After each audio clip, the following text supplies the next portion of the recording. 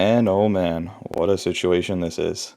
So, in case you've been living under a rock and haven't heard, the Ottawa Senators beat the Toronto Maple Leafs again, and the game came to a close with Ridley Greig, new rookie on the roster, taking a slap shot into the empty net, and Morgan Riley responding not so amicably.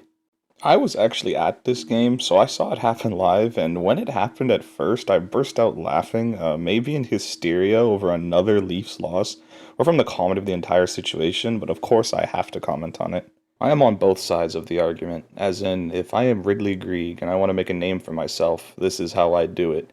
And if I am Morgan Riley and don't want to take this unwritten rule of disrespect, I'm going to hit the guy.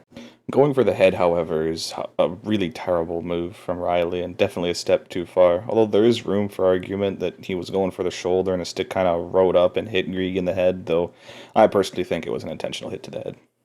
Just to add my 2 cents here, I just want to point out that this hit that Mark Scheifele did to Chris Evans in the playoffs a few years back warranted a 4-game suspension, and this hit to the head that happened in this very season was simply a fine, yet Riley has a 5-game suspension. Just food for thought. Either way, the major outcry on social media and whatnot regarding this is just to attack Riley and the Leafs in general. And all I will say is that if this happened to any other team, or if God forbid someone like Bobby McMahon did this, everyone should admit that this is the reaction they would want from their players. Speaking of Bobby McMahon, the following game the Leafs faced off against the St. Louis Blues and did so without Marner, Tavares, and Riley on the ice, and still won 4-1 with a hat trick from the rookie McMahon. To me personally, it's really refreshing in a roundabout way to see these young rookie players take such passion and play hard.